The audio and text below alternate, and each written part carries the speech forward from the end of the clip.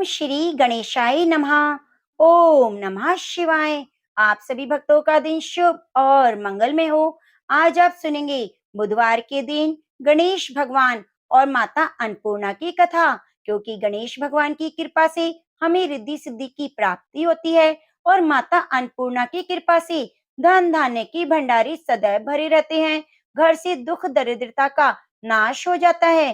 घर में धन लक्ष्मी हमेशा बनी रहती है। तो प्रिय भक्तजनों, आप इन कथाओं को पूरा सुनिए और हाँ, कथा सुनने से पहले वीडियो को लाइक करके कमेंट बॉक्स में गणेश भगवान की जय जरूर लिखिए, क्योंकि आपका एक कमेंट हमें कथा सुनाने के लिए प्रोत्साहन देता है।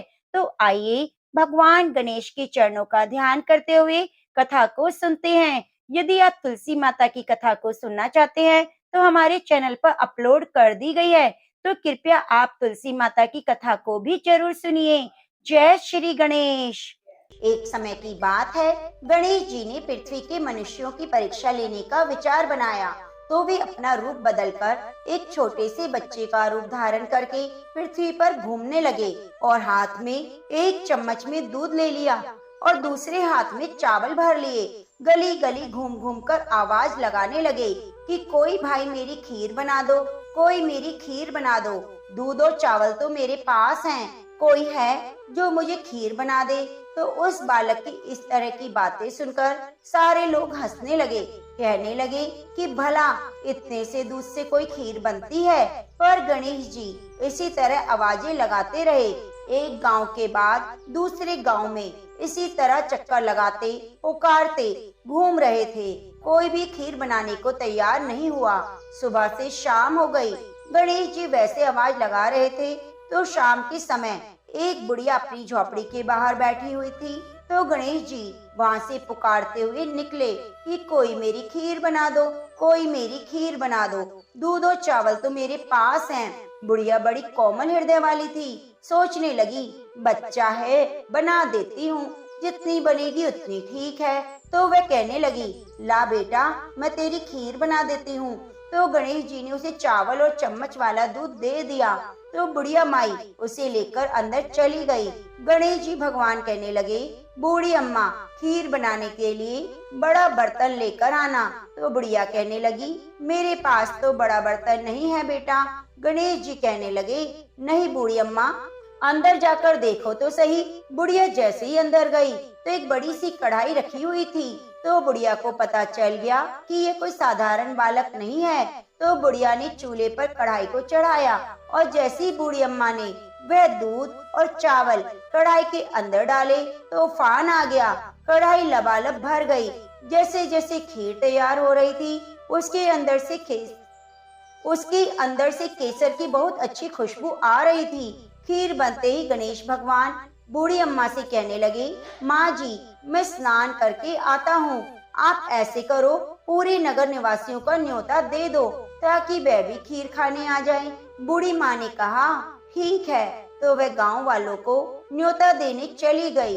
गणेश जी स्नान करने चले गए तो उसी समय बुढ़िया का बेटा और बहू खेत से आए थे। तो बहू सोचने लगी माँ जी तो पूरे नगर को न्योता देने चली गई तो मेरे लिए खीर नहीं बचेगी। उसने जल्दी से एक थाली ली और उसके अंदर खीर डालकर रसोई में किवाड़ के पीछे बैठ गई और कहने लगी ले गणेशिया भोग लगा, ले गणेशिया भोग लगा और खीर खा ली। उस थाली को चक्की के नीचे छुपा दिया। बुढ़िया न्योता देकर आई तो गांव वाले सोचने लगे कल तो बुढ़िया के पास कुछ नहीं था, आज इतना धन कैसे हो गया, ये हमें खीर खिलाएगी। तो सारे मिलकर बुढ़िया के घर पहुँचे कि चलो देखते हैं आज बुढ़िया माई हमें क्या खिलाने वाली है। तो जैसे उसकी झोपड़ी के पास गए खीर की बहुत अच्छी खुशबू आ रही थी। इतने में गणेश जी वहाँ आ गए। तो बुढ़िया माई कहने लगी गणेश भगवान भोग लगा लो, गांव वाले आ गए हैं, उन्हें खीर भी तो परोसनी है। गणेश जी कहने लगे बूढ़ी माई मैंने तो भोग लगा लिया। बुढ़िया कहने लगी आपने भोग कब लगाया, अभी तो आप बाहर से आए हो। तो कहने लगी माई मुझे तो तुम्हारी बहू ने भोग लगा दिया, अगर विश्वास नहीं तो चक्की के नीचे जाकर देख लो, थाली पड़ी है उसके अंदर 2 चावल चिपके हैं। बुढ़िया माई ने चक्की के नीचे जाकर देखा तो सच में थाली थी, उसमें 2 चावल चिपके हुए थे। वह समझ गई कि गणेश जी भगवान सच कह रहे हैं। तो बुढ़िया ने सारे गांव वालों को खीर परोसी। सारे गांव वाले खूब तारीफ करके खीर खा रहे थे, फिर भी खीर खत्म नहीं हो रही थी। बुढ़िया गणेश भगवान से कहने लगी, गणेश जी अब मैं क्या करूं इस खीर का, यह कढ़ाई तो वैसी की वैसी ही है। उसने कहा, बुढ़िया माई सुबह न्योता और दे देना, एक बार और सारे नगर निवासियों को खीर खिला देना। बुढ़िया माई ने सुबह फिर उन्हें बुलाया और फिर खीर खत्म होने का नाम नहीं ले रही थी। तो इस खीर का समाचार राजा के कानों में पड़ा। राजा ने अपने सैनिकों को भेजकर कहा कि जाओ उस बुढ़िया के पास और उस खीर की कढ़ाई को यहाँ लेकर आओ। तो राजा का आदमी आज्ञा पाते ही बुढ़िया के घर चला गया और वहाँ जाकर कहने लगा कि बूढ़ी अम्मा, इस कढ़ाई का आपके घर में क्या काम है? यह कढ़ाई तो राजमहल में शोभा देती है। तो यह कहकर वह कढ़ाई वहाँ से उठाकर राजमहल में ले आया। जैसे ही महल में लाकर कढ़ाई को रखा, उस कढ़ाई के अंदर कीड़े मकोड़े बिलबिलाने लगे, सांप बिच्छू जहरीले जानवर घूमने लगे, बुरी तरह से बदबू आने लगी। तो यह देखकर राजा को बहुत हैरानी हुई। उन्होंने बुढ़िया को बुलाया और कहा कि बूढ़ी माई, ये सब क्या है? यह ले जा तेरी कढ़ाई, पता नहीं क्या जादू टोना करती है। तुम्हारे घर में तो खुशबू आ रही थी और यहाँ लाते ही बदबू हो गई, कीड़े मकोड़े हो गए। बुढ़िया कहने लगी, महाराज आप देते तो पहले देते, यह तो मुझे गणेश भगवान ने दिया है। यह कहकर वह कढ़ाई को वहाँ से अपनी झोपड़ी में ले आई और गणेश भगवान को याद करके कहने लगी कि गणेश जी भगवान, अब इस कढ़ाई का मैं क्या करूं? तो गणेश जी वहाँ पर प्रकट हुए और कहने लगे, बूढ़ी माई, इस कढ़ाई को तुम अपने घर के एक कोने में गाड़ दो, सुबह उठकर देख लेना। ऐसा कहकर अंतर ध्यान हो गए। बूढ़ी माई ने जैसा गणेश जी ने कहा वैसा किया। जब सुबह बूढ़ी माई की आंख खुली तो झोपड़ी की जगह सुंदर महल बन गया। जिस जगह पे कढ़ाई दबाई थी उस जगह को खुद को देखा तो सोनों की मोहरों से भरे हुए 2 घड़े निकले। यह देखकर बुढ़िया और उसकी बहू बहुत खुश हुई। दोनों गणेश भगवान का जयकारा लगाने लगी। उस दिन से बुढ़िया और उसकी बहू दोनों प्रतिदिन गणेश भगवान की पूजा करने लगी। गणेश जी भगवान जैसे अपने बुढ़िया को दिया वैसे सबको देना। कहानी कहने सुनने वाले, ओंकारा भरने वाले को देना। तो प्रेम से बोलो गजानन की जय। एक बार एक नगर में एक मालिन रहती थी। बीमारी के चलते उसके पति की मौत हो चुकी थी। उसके एक 4 साल का बेटा था। वह उसी के सहारे अपना जीवन यापन करती। उसकी सास बहुत कठोर हृदय वाली थी, हमेशा अपनी बहू को ताने मारती रहती। कलंकनी मेरे बेटे को खा गई। वह चाहे कितना भी काम कर ले, अपनी सासू माँ की सेवा करे, पर उसकी सास के मुख से कभी भी उसके लिए एक प्यार का शब्द नहीं निकला। उसे दुखी देखकर उसकी सास को कभी भी दुख नहीं होता। वह कभी नहीं सोचती कि इस उम्र में पति को गंवाने के बाद बेचारी कितनी दुखी रहती होगी। इन सब बातों को नजरअंदाज करते हुए वह हर समय अपनी बहू के साथ लड़ाई करती, जितनी हो सके तकलीफ देती। फिर भी उसकी बहू सामने कुछ नहीं बोलती। इतने से भी सास का मन नहीं भरा तो एक दिन उसने अपने गुस्से के चलते अपने पोते और बहू को घर से निकाल दिया। दोनों माँ बेटे रोते रोते घर से चल पड़े। चलते चलते एक जंगल में पहुँच गए। वहाँ जाकर एक बड़े से पेड़ के नीचे बैठ गए। वहाँ से थोड़ी ही दूरी पर एक गणेश जी का मंदिर था। वहाँ पर बहुत सारे लोग गणेश जी के दर्शन करने आते, प्रसाद चढ़ाते, फिर वहाँ मौजूद लोगों को बांट देते। तो माँ बेटे दोनों गणेश जी के मंदिर में गए। वहाँ जाकर उसकी माँ कहने लगी, गणेश जी महाराज, मुझसे क्या गलती हो गई जिसकी मुझे आपने इतनी बड़ी सजा दी है?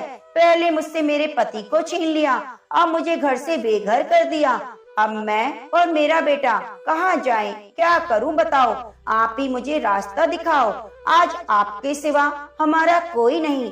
फिर माँ बेटे दोनों मंदिर के आगे बैठ गए। जो लोग गणेश जी का प्रसाद वहाँ पर बांटते, उसी प्रसाद को खाकर माँ बेटे अपना गुजारा करने लगे। सुबह शाम दोनों माँ बेटे गणेश जी की पूजा पाठ करते। एक दिन बैठे बैठे गणेश जी की कृपा से उन दोनों के मन में आया कि क्यों ना हम जंगल से फूल लाकर बेचें। यहाँ पर रोजाना लोग आते हैं, अगर हम फूल माला बनाकर बेचेंगे तो यहाँ आने वाले लोग पूजा के लिए फूल जरूर खरीदेंगे। इस तरह सोचकर दोनों माँ बेटे सुबह जल्दी जंगल में से फूल लाकर फूल माला बनाकर बैठ जाते। जब गणेश जी के भक्त वहाँ आते तो उससे फूल खरीदते, बदले में कुछ रुपए दे देते। इस तरह फूल बेचते बेचते कई दिन हो गए, रुपए इकट्ठे हो गए तो उन्हीं रुपयों से पूजा की सामग्री और प्रसाद भी लाकर बेचने लगे। गणेश जी की कृपा से आमदनी बढ़ने लगी। धीरे धीरे उनके पास रुपया इकट्ठा हो गया। उन्होंने एक मकान बना लिया और पास में एक दुकान बना ली। अब उस दुकान के अंदर पूजा की सारी सामग्री, मिठाइयाँ, फूल, दुर्वा, घास गणेश जी के भक्तों के लिए हर समय मौजूद रहती। तो सुविधा के लिए सारे लोग वहीं आकर उन्हीं की दुकान से सामान खरीदते। तो वहाँ एक राजा की लड़की आती जो रोजाना मंदिर में पूजा करती, मालिन की दुकान से सामान खरीदती। तो मालिन के बेटे को देखकर राजकुमारी उस पर मोहित हो गई, उससे विवाह करने की सोचने लगी। एक दिन उसने अपनी भाभी से अपने मन की बात कही। भाभी अनुभवी थी। उसने कहा, नंद बाई सा, यह तो मालिन का बेटा है, तुम राजा की बेटी हो। अगर तुम्हारा विवाह इस मालिन के बेटे के साथ किया गया तो हमारी बदनामी होगी। पर राजकुमारी नहीं मानी। उसकी भाभी ने राजकुमारी की माँ से यानी अपनी सास से बात कही कि हमारी बेटी मालिन के बेटे से प्यार करती है, उसी से शादी करना चाहती है। तो माँ पिताजी ने बहुत समझाया, पर वह कहने लगी, मैंने तो प्रतिज्ञा कर ली है, अगर मैं शादी करूंगी तो उसी से, नहीं तो नहीं करूंगी। तो राजा कहने लगा, बेटा जब तुमने प्रतिज्ञा कर ली है तो मैं तुम्हारी प्रतिज्ञा को कभी नहीं तोड़ूंगा। तो राजा खुशी खुशी अपनी बेटी का विवाह करने को तैयार हो गया। उन्होंने बड़े धूमधाम से अपनी बेटी का विवाह मालिन के बेटे से कर दिया। मालिन ने सबसे पहले बहू बेटे को गणेश जी के मंदिर में ले जाकर पूजा पाठ कराया और गणेश जी का आशीर्वाद दिलाया। उसके बाद पूरे नगर में बात फैल गई कि गणेश जी की पूजा करने से सभी दुख दूर हो जाते हैं। यहाँ माँ बेटे आए थे, बिल्कुल गरीब थे, खाने को कुछ भी नहीं था, पहनने को कपड़े नहीं थे, और देखो गणेश जी की कृपा से कितना धन हो गया है। आज इस लड़के की शादी राजकुमार की बेटी के साथ हो गई है। तो सारे गांव वाले गणेश भगवान की पूजा करने मंदिर में आने लगे, उनकी दुकान से सामान खरीदते। तो ऐसा करने से मालिन के बेटे का काम दिन दुगना रात चौगुना होने लगा। उधर जिस दिन मालिन की सास ने उन माँ बेटे को घर से निकाला था, उसी दिन से उसके घर पर अन्न धन के भंडारे खत्म हो गए। घर में घाटा होने लगा, सारा सामान बिक गया। धीरे धीरे जब वह समय आया कि उस बुढ़िया को एक समय का भोजन भी नसीब नहीं होता, उसे भूखा मरता देखकर गांव के लोग उस पर बिल्कुल दया नहीं करते। कहते थे कि अपनी बेचारी विधवा बहू को किस तरह से लड़ाई करके घर से निकाल दिया, अपनी करनी का फल तो भुगतना पड़ेगा अब उसे। वह तो बेचारी आज ना जाने कहाँ होगी। पहले तो भगवान ने उससे उसका पति छीन लिया, फिर एकमात्र घर था जो उस बुढ़िया ने छीन लिया। यह सुनकर बुढ़िया तो अपने किए पर बहुत पछताने लगी और गांव वालों की बेरुखी से एक दिन वह रोती बिलखती गांव छोड़कर निकल गई और चलते चलते उस जंगल में पहुंची जहाँ गणेश जी का मंदिर था। वहां पहुंचकर मालिन के बेटे से कहने लगी, बेटा मैं तो कई दिनों से भूखी हूँ, मुझे 2 वक्त की रोटी दे दिया करो, इसके बदले मैं तुम्हारा काम कर दूंगी। तो लड़के को दया आ गई, उसने उसे काम पर रख लिया, अपनी दादी को नहीं पहचाना और बुढ़िया को भोजन कराया। फिर बुढ़िया काम पर लग गई। जैसी शाम हुई मालिन घर आई, उसने अपनी सास को देखते पहचाना और कहने लगी, सासू माँ आप यहाँ कैसे? सास ने पोते की तरफ इशारा करते हुए कहा, मेरी इस सेठ के यहाँ नौकरी लग गई है। तो उसकी बहू कहने लगी, सासू माँ आप ये कैसी बातें कर रही हैं? ये आपका पोता है, ये घर आपका है, आपको यहाँ काम करने की जरूरत नहीं। जब आपने हमें घर से निकाला तो गणेश भगवान ने हमारी रक्षा करी। यह देखकर बुढ़िया बहुत हैरान हुई और बहू से कहने लगी, बेटा मुझसे गलती हो गई, मेरी करनी का फल भोग लिया। तुम्हें घर से निकालने के बाद जो कुछ था नष्ट हो गया, खाने के लिए एक अन्न का दाना भी न बचा। ऊपर से गांव वालों ने मुझसे मुख मोड़ लिया, तभी तो मैं घर छोड़कर निकल गई।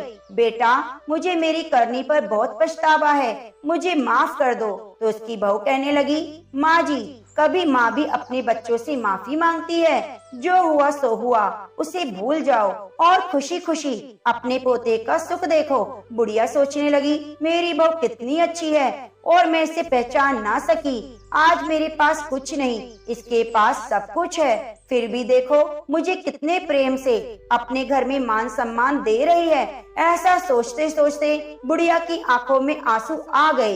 हे गणेश जी महाराज, जैसे आपने सुख मालिन को दिया वैसे सबको देना। जो आपकी कथा को पूरे श्रद्धा भाव से सुने उसकी सभी मनोकामनाएं पूरी करना। तो प्रेम से बोलो गणेश भगवान की जय। एक समय की बात है, भगवान श्री हरि विष्णु का विवाह लक्ष्मी जी के साथ तय हुआ। विवाह की तैयारियां जोरों शोरों से होने लगी। सभी देवी देवताओं को निमंत्रण पत्र भेजे गए, परंतु गणेश जी को निमंत्रण नहीं दिया गया। इस तरह निमंत्रण पत्र देते वह शादी की तैयारियां करते करते शादी वाला दिन आ गया। बारात जाने का समय हो गया। सभी देवता अपनी पत्नियों के साथ विवाह में उपस्थित हुए तो उन सब ने देखा कि गणेश जी कहीं पर दिखाई नहीं दे रहे। तो वे सारे के सारे आपस में चर्चा करने लगे, क्या बात है, गणेश जी को न्योता नहीं दिया गया या फिर गणेश जी आए ही नहीं। सभी को यह जानकर बड़ी हैरानी हो रही थी। तभी सभी ने विचार किया, चलो विष्णु जी के पास चलते हैं और उन्हीं से पूछते हैं। तो विष्णु जी के पास जाकर उन्होंने कहा, हम आपसे एक बात पूछना चाहते हैं कि आपने गणेश जी को बुलाया या नहीं। फिर वे अपनी इच्छा से आए ही नहीं। तो विष्णु जी कहने लगे, गणेश जी के माता पिता को हमने न्योता भेज दिया है, अगर वे आना चाहते हैं तो उनके संग आ जाएंगे, अलग से न्योता देने की जरूरत नहीं।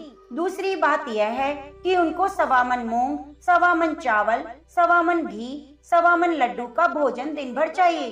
अगर हम उन्हें बारात में लेकर जाएं, तो उन्हें इस तरह खाता देखकर सारे लोग हम पर हंसेंगे। दूसरे के घर जाकर इतना सारा खाना पीना अच्छा भी नहीं लगता। इस तरह बात चल रही थी तो किसी ने सुझाव दिया कि अगर गणेश जी आ जाएं, तो क्या द्वारपाल बनाकर घर पर बिठा देना, कह देना कि तुम घर का ध्यान रखना। गणेश जी को यह नहीं लगेगा कि उन्हें बुलाया नहीं। तो विष्णु जी को यह बात पसंद आई और उन्होंने गणेश जी को न्योता भेज दिया। न्योता मिलते ही गणेश जी बड़े प्रसन्न होकर सज धज कर आ पहुँचे। तो विष्णु जी कहने लगे, आप घर की रखवाली करना, घर की रखवाली के लिए कोई रिश्तेदार तो चाहिए। तो मुझे आपसे समझदार और जिम्मेदार कोई दूसरा नहीं लगा। तो यह सुनकर गणेश जी बहुत प्रसन्न हुए और गणेश जी को घर की रखवाली के लिए बिठा दिया। बारात वहाँ से चल दी। नारद जी ने देखा गणेश जी दरवाजे पर बैठे हैं और बारात सारी चली जा रही है। तो वे गणेश जी के पास गए, पूछने लगे, तुम बारात में क्यों नहीं जा रहे। तो गणेश भगवान कहने लगे, मुझे तो घर की जिम्मेदारी दी है, कोई समझदार आदमी घर की रखवाली के लिए होना चाहिए, इसलिए मैं यहाँ पर रुक गया हूँ। तो नारद जी कहने लगे, उन्होंने आपका अपमान किया है, विष्णु जी तो आपको बुला ही नहीं रहे थे। जब सबने पूछा तो वे कहने लगे कि उनके कान बड़े बड़े, सूंड मोटी मोटी, पेट बड़ा बड़ा, यह देखकर लोग हंसेंगे। और उनका खाना कितना है, 1.25 मन लड्डू, 1.25 मन चावल, 1.25 मन घी। बारात में ले जाकर मेरे ससुराल वालों की तो बदनामी होगी। बारात में देखो कैसे बाराती आए हैं। तो ये सुनते ही गणेश जी को बहुत गुस्सा आया। नारद जी कहने लगे, अब आप ही बताओ मैं क्या करूं।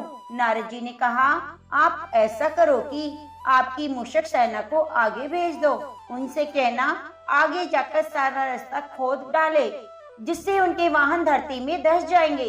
इस तरह से परेशान होंगे तो वे आपको सम्मान पूर्वक बुलाएंगे, क्योंकि विष्णु जी भूल गए हैं कि आप सर्वप्रथम पूजनीय हैं। तो गणेश जी ने नारद जी के कहते ही अपनी मूषक सेना को जल्दी से आगे भेज दिया और कहा कि सारी जमीन को खोद कर देना तो चूहों ने जैसा गणेश जी ने बोला वैसा ही किया। जैसे ही विष्णु जी की बारात वहाँ से गुजरने लगी तो रथों के पहिए धरती में धंस गए। लाख कोशिश की परंतु पहिए ना निकले। सभी ने अपने अपने उपाय किए पर पहिए नहीं निकले, सभी जगह से टूट गए। अब किसी की समझ में नहीं आ रहा था कि वह क्या करे। उधर शादी का मुहूर्त निकला जा रहा था तो विष्णु जी बड़े ही परेशान थे। तब नारद जी वहाँ पहुँचे और कहा कि आप लोगों ने गणेश जी का अपमान करके अच्छा नहीं किया है। यदि उन्हें मनाकर लाया जाए तो आपके कार्य सिद्ध हो जाएंगे और आप पर आया संकट टल जाएगा। शंकर भगवान ने अपने दूत नंदी को भेजा। नंदी गणेश को लेकर आए। गणेश जी का आदर सम्मान के साथ पूजन किया। तब जाकर कहीं रथ के पहिए निकल तो गए पर जगह जगह से टूट फूट गए। अब उन्हें सही कौन करे। पास के खेत में एक हाथी काम करता था। उसे समाचार भेजा गया कि सारे रथों के पहिए सही कर दो। वे अपने खेत का काम छोड़कर कारीगर का सारा सामान लेकर वहाँ आ गया। जैसे ही वह रथ के पास बैठा तो कहने लगा, श्री गणेशाय नमः। ऐसा कहकर गणेश जी की मन ही मन वंदना करने लगा। देखते ही देखते गणेश जी ने सभी पहियों को थोड़ी देर में ठीक कर दिया। तो वह देखकर नारद जी से कहा कि मैं आपसे एक बात पूछना चाहता हूँ कि आपने श्री गणेशाय नमः क्यों कहा। तो हाथी ने कहा, हे देवताओं, आपने सर्वप्रथम गणेश जी को नहीं मनाया होगा, न ही पूजा की होगी, इसलिए संकट आया। तो नारद जी विष्णु भगवान से कहने लगे, हमने गणेश जी को सर्वप्रथम पूजनीय बनाया था और आज ही हम उन्हें भूल गए। हमसे मूर्ख और अज्ञानी कौन हो सकता है। तो ये सुनते ही विष्णु भगवान गणेश जी से माफी मांगते हैं और गणेश जी की पूजा करते हैं, उनका ध्यान करते हैं। फिर सारे मिलकर गणेश जी का जयकारा लगाते हैं। यह सब देखकर गणेश जी बहुत प्रसन्न होते हैं और नारद जी भी गणेश जी की ओर देखकर मंद मंद मुस्कुराने लगते हैं। बारात वहाँ से चल पड़ी। भगवान विष्णु और लक्ष्मी का विवाह धूमधाम से संपन्न हुआ। वे सकुशल घर लौट आए। इसलिए कोई भी व्रत पूजा पाठ हो, गणेश भगवान को जरूर याद करना चाहिए। ज्यादा समय नहीं तो एक छोटी सी कहानी सुनकर भी शुभ आरंभ कर सकते हैं। तो प्रेम से बोलो गणेश भगवान की जय। एक बार की बात है, भगवान भोलेनाथ और माता पार्वती दोनों कार्तिकेय जी और गणेश जी के विवाह की चर्चा कर रहे थे। तभी वहाँ पर गणपति आए और माता पिता को प्रणाम करके खड़े हो गए। तब माता कहती है, आओ पुत्र, हम तुम्हारी बात कर रहे थे।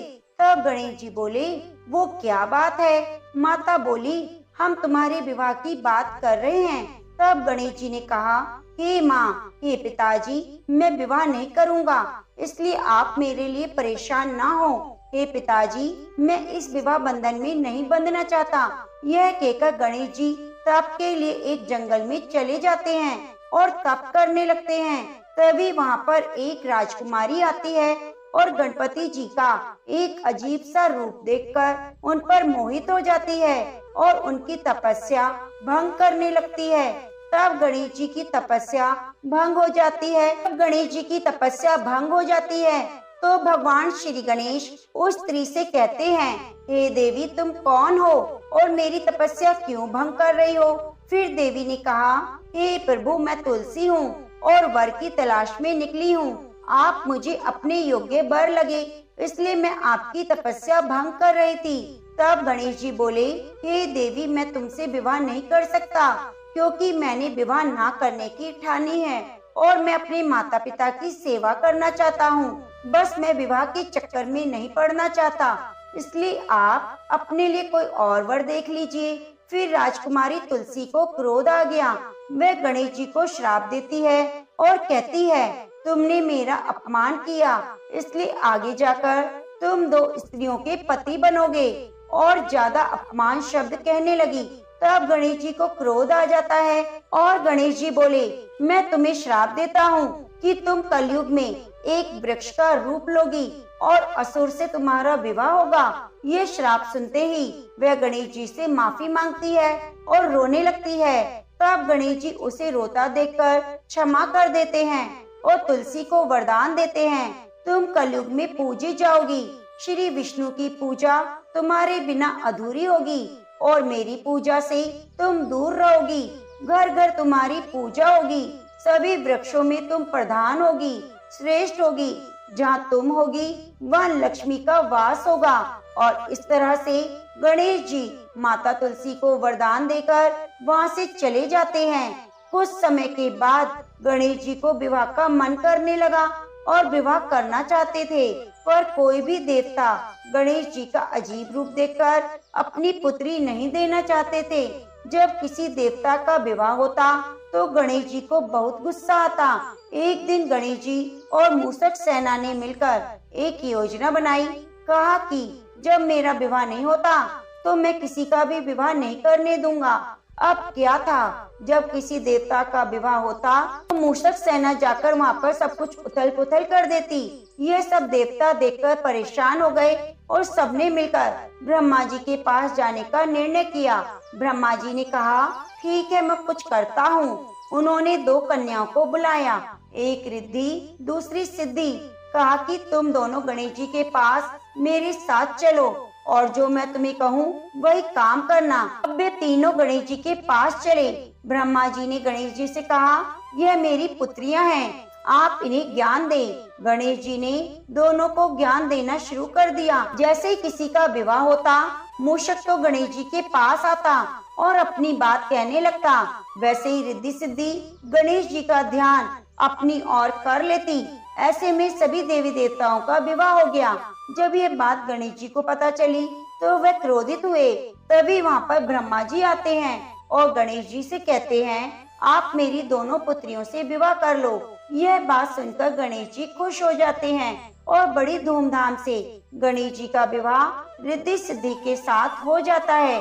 कुछ समय होने के बाद रिद्धि और सिद्धि के 2 पुत्र होते हैं। रिद्धि के पुत्र का नाम शुभ और सिद्धि के पुत्र का नाम लाभ होता है। एक कन्या होती है जिसका नाम संतोषी होता है। इस प्रकार से गणेश जी का विवाह संपन्न होता है। तो प्रेम से बोलिए गणेश भगवान की जय। एक गांव में एक भाई बहन रहते थे। भाई बहुत गरीब था, उसकी बहन पैसे वाली थी। जब बहन की ननद का विवाह था तब बहन ने ना तो अपने भाई को विवाह में आने का निमंत्रण दिया और ना ही कोई चिट्ठी भेजी। भाई को बाहर वालों से पता चला कि उसकी बहन की ननद का विवाह है, तो भाई ने अपने गांव वालों को बताया। गांव वालों ने अपने पास से चुनरी बिछिया साड़ी जैसा जिसपे बन पड़ा कन्या के लिए दिया। भाई सारा सामान लेकर बहन के गांव पहुंचा। बहन के घर जाने पर बहन की देवरानी बोली, भाभी जी आपके भाई आए हैं। तो बहन ने पूछा, कैसे आए हैं और क्या पहना है? तो देवरानी ने कहा, पैदल आए हैं, फटी पगड़ी फटी धोती पहनी है। तो बहन बोली, मेरे ससुर हवेली के सामने दुकान में बैठे हैं, मुझे शर्म आती है। भाई को बोलो पीछे के दरवाजे से आए। भाई के आते ही बहन ने भाई को एक कमरे में बंद कर बाहर से ताला लगा दिया। एक तरफ लड़की का विवाह हो रहा था, गाजे बाजे बज रहे थे, अतिथियों को भोजन कराया जा रहा था। दूसरी तरफ भाई को कोई पानी भी पूछने वाला नहीं था। तभी भांजे की बहू को दया आ गई, उसने दरवाजा खोल दिया। दरवाजा खुलते ही वे वहाँ से भागा। 2 दिन की भूखा प्यासा होने के कारण उसे चक्कर आने लगे। रास्ते में गणेश जी का मंदिर था, वहाँ जाकर वह गिर गया और रोते रोते गणेश भगवान को अपनी व्यथा सुनाई और बोला, गणेश जी महाराज, आज तो गरीबी के कारण मेरी सगी बहन ने भी मुझे धिक्कार दिया। घर जाने पर मेरी पत्नी, मेरे बच्चे जब पूछेंगे कि विवाह से क्या मिठाई लेकर आए तो मैं क्या जवाब दूंगा? तब गणेश जी को उस पर दया आई और गणेश भगवान बोले, मेरे बगीचे से ककड़ी तरबूज तोड़कर ले जा। तब भाई ने ककड़ी तोड़कर झोला भर लिया और घर ले आया। घर आते ही बच्चों ने पूछा, पिताजी बुआ के यहाँ से हम लोगों के लिए क्या लाए? झोला खोलते ही छोटे तरबूज सोने की गेंद में बदल गए, बाकी तरबूज काटे तो हीरे मोती निकले। पत्नी बोली, आपकी बहन के घर से आप इतना क्यों लाए? आपकी बहन ने हम लोगों को बहुत ज्यादा दे दिया। भाई ने कुछ जवाब नहीं दिया। गणेश भगवान की कृपा से उसके दिन बदल गए। भाई का काम धंधा जोरों से चलने लगा। धीरे धीरे गहने कपड़े, रहने के लिए मकान बन गया। पत्नी बोली, एक बार नंद जी को बुला कर लाओ। तो भाई ने नए कपड़े, नए जूते पहनकर रथ में बैठकर बहन को लेने गया। देवरानी बोली, भाभी जी आपके भाई आए हैं। बहन ने पूछा, कैसे आए हैं, क्या पहना है? तब देवरानी बोली, रथ में आए हैं, खूब ठाट बाट से आए हैं। बहन बोली, मेरे भाई को बोलो हवेली के सामने से आए, मेरे ससुर देवर जेठ देखेंगे। भाई का बहन ने खूब स्वागत किया। भाई बोला, बहन मैं तुम्हें लेने आया हूँ। तब बहन ने कहा, मुझे भी बहुत दिन हो गए, चलो मैं चलती हूँ। भाई बहन को लेकर अपने घर आया।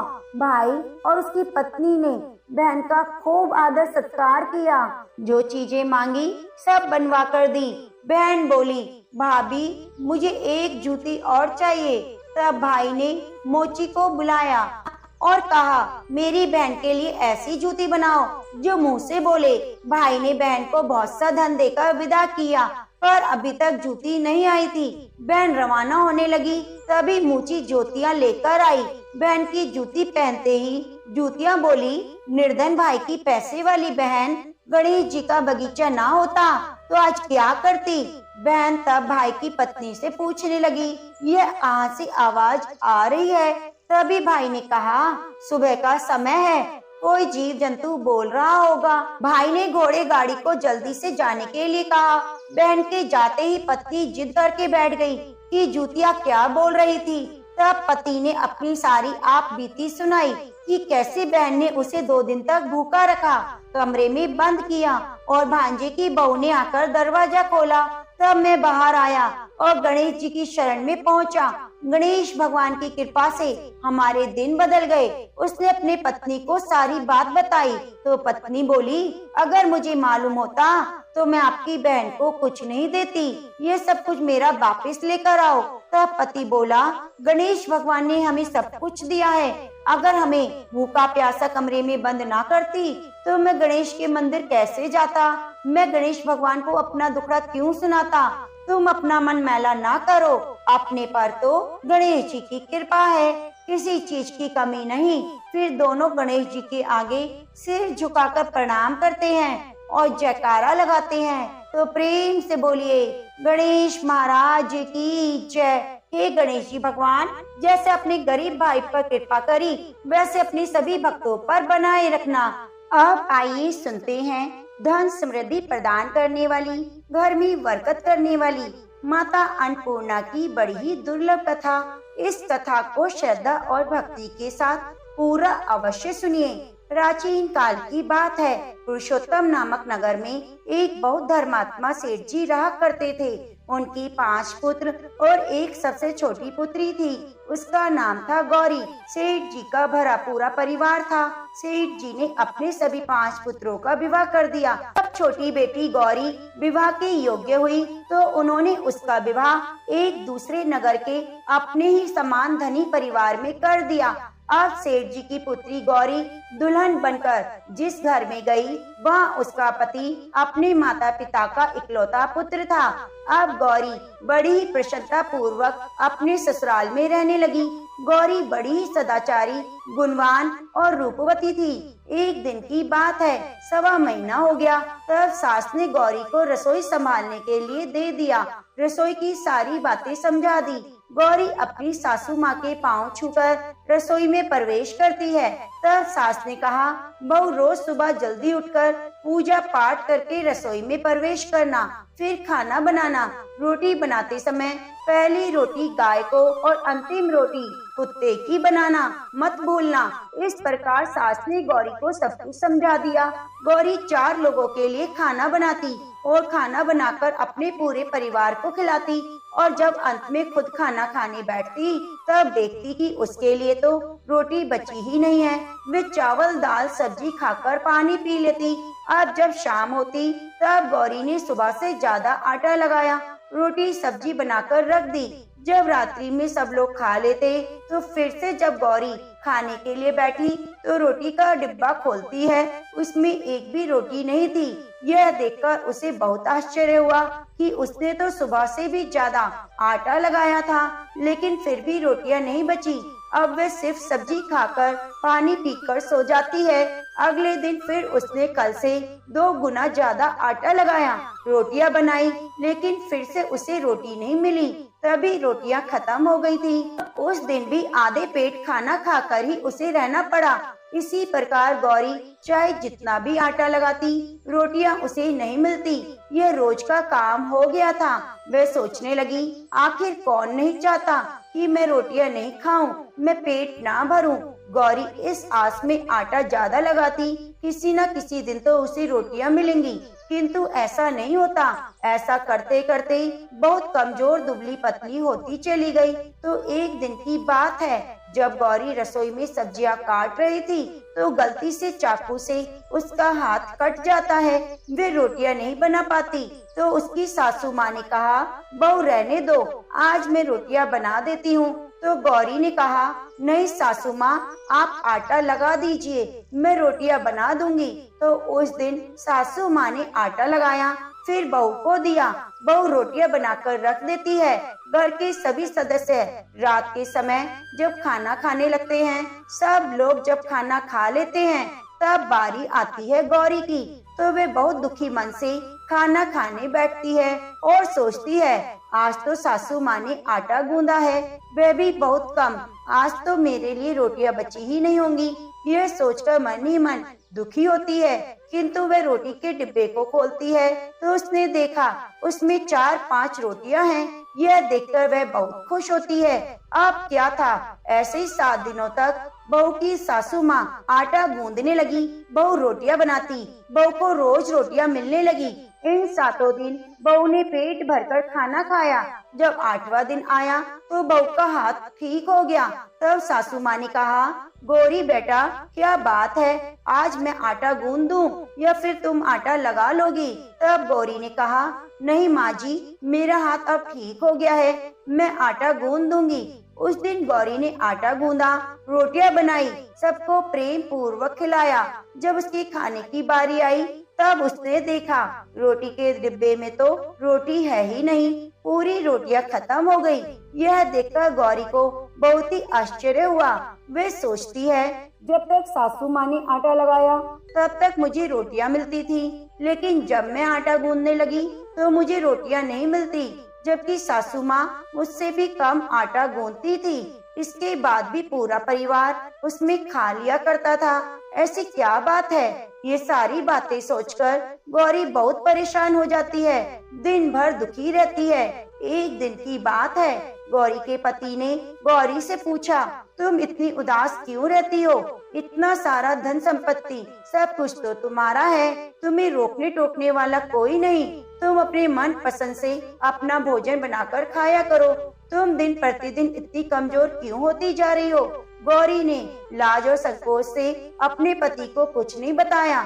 जब उसके पति ने सोचा शायद उसकी पत्नी को अपने माता पिता की याद आ रही होगी, इसलिए अगले दिन गौरी का पति अपने माता पिता से कहता है, पिताजी, मुझे लगता है गौरी को उसके माता पिता की याद आ रही है, मैं उसे मायके में ले जाकर सबसे मिलवा लाता हूँ। अपने बेटे की बात सुनकर गौरी के सास ससुर तैयार हो जाते हैं और उसे जाने की अनुमति दे देते हैं। कहते हैं, बेटा, यदि बहू को अपने माता पिता से मिलकर प्रसन्नता होती है तो अवश्य ही तुम उसे उसके मायके ले जाओ। अब गौरी का पति अपनी पत्नी को लेकर उसके मायके जाता है। दामाद और बेटी को देखकर उनका बहुत आवभगत होता है। तरह तरह के व्यंजन बनाए जाते हैं, खिलाए जाते हैं, बहुत सेवा सत्कार होती है। उसी दिन रात्रि में समय मिलने पर गौरी की माँ ने अपनी बेटी को कोने में ले जाकर पूछा, बेटी, तुम इतनी दुबली पतली कैसे हो गई? तुम तो बहुत कमजोर दिख रही हो, क्या बात है? तुम्हें कोई बात खाई जाती है क्या? तुम्हारे ससुराल वाले तुम्हारी चिंता नहीं करते, तुम्हें दुख देते हैं तो या कोई ऐसी बात है जिससे तुम्हारी यह दशा हो गई है? अपनी माँ की बात सुनकर गौरी अपनी सारी परेशानी, सारी चिंताएं बता देती है। अपनी बेटी की बात सुनकर गौरी की माँ ने कहा, बेटी हमें लगता है माता अन्नपूर्णा तुमसे नाराज हो गई है। इस विषय में तो मैं कुछ कर नहीं सकती, क्योंकि तुम्हारे ससुराल में हमारा बोलने का कोई अधिकार नहीं। इसलिए मैं तो कहूँगी तुम यहाँ से जाने के बाद इस विषय में अपनी सास और ससुर से सब कुछ बातें बता देना, तुम्हारी समस्या का समाधान होगा। बेटी, माँ अन्नपूर्णा जिससे नाराज होती है उसके साथ ऐसा ही होता है। जब अपनी माँ की बातें सुनकर गौरी निश्चय करती है कि वे सारी बातें अपनी सासू माँ से कहेगी। अब जब सुबह का समय होता है, गौरी अपने माता पिता से विदाई लेकर अपने ससुराल आ जाती है और ससुराल आने के बाद वे अपने सास ससुर और पति से सारी बातें कह सुनाती है। वह कहती है, माँ जी, जब से मैंने रसोई संभाला है, मैं खाना बनाती हूँ, तब से मुझे एक भी दिन रोटी नहीं बचती। मैं बिना खाए सो जाती हूँ, किसी दिन पानी पीकर सो जाती हूँ, किसी दिन चावल सब्जी खाती हूँ, रोटी तो मुझे मिलती ही नहीं। और माँ जी, आपको याद है जब मेरा हाथ कटा था, जब आप उस समय आटा गूंथती थी और बहुत कम, फिर भी मुझे रोटियां मिल जाती थी और मैं पेट भर खाना खाती थी।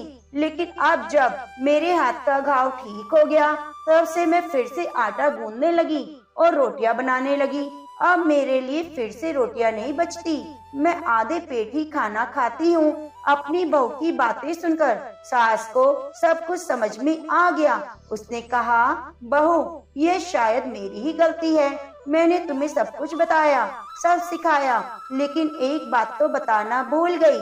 ऐसा कहकर सास अपनी बहू का हाथ पकड़कर गौरी को रसोई घर में ले जाती है। एक परात में आटा निकालकर उस आटे को अच्छे से गूंथती है और गूंदने के बाद उस गूंदे हुए आटे पर अपनी उंगलियों की 5 छाप लगा देती है और कहती है, बहू, ये माँ अन्नपूर्णा का छाप होता है, उनका चिन्ह होता है। आटा लगाने के बाद कोई भी स्त्री इस तरह छाप लगाती है तो उसके घर में बरकत होती है। इसका अर्थ है कि माँ अन्नपूर्णा की कृपा सभी परिवार वालों पर बरसे और कोई भी सदस्य भूखा पेट न सोए। बहू, मैं तुम्हें बताना भूल गई, तुम आटा लगाते वक्त आटे पर 5 उंगलियों की छाप छोड़ देना और माँ अन्नपूर्णा तुम्हारे ऊपर अवश्य कृपा करेगी। तुम कभी खाली पेट भूखा नहीं सोओगी, यह बरकत का चिन्ह है। अब सासू माँ की बात सुनकर बहू रोज आटा गूंथती और अपनी उंगलियों की छाप छोड़ देती, फिर रोटियां बनाती।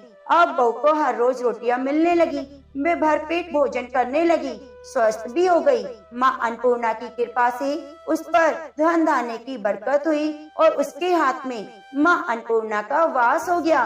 घर पर कोई भी सदस्य भूखा नहीं रहता। जो कोई मेहमान आता, भीख मांगने के लिए भिक्षुक आता, उसे भी खाना खिलाकर ही घर से विदा करती। इस प्रकार बहू के ऐसा करने से उसके घर में बरकत होने लगी। प्रिय भक्तजनों, आटे को गूंथकर उस पर 5 उंगलियों की छाप लगाना हमारी पुरानी परंपरा है। ये माता लक्ष्मी और माँ अन्नपूर्णा का चिन्ह माना जाता है। ऐसा करने से माता अन्नपूर्णा सदैव प्रसन्न रहती है और अपनी कृपा दृष्टि हमारे ऊपर बनाए रखती है। हमारे पूर्वजों से लेकर अब तक ये परंपरा चली आ रही है। माताएं बहनें अपनी 5 उंगलियों की छाप आटे पर अवश्य लगाती हैं और माँ अन्नपूर्णा से प्रार्थना करती हैं कि सबका पेट भरना, सबका कल्याण करना, घर में अन्न धन की वर्षा करना। तो प्रेम से बोलिए, माँ अन्नपूर्णा की जय। ओम नमः शिवाय। आज की कथाएं अगर आपको पसंद आई हैं, तो हमारे चैनल को सब्सक्राइब करके बेल आइकन को जरूर दबा लीजिए और वीडियो को लाइक कीजिए। कमेंट में गणेश भगवान की जय, अन्नपूर्णा माता की जय जरूर जरूर लिखिए। ओम श्री गणेशाय नमः।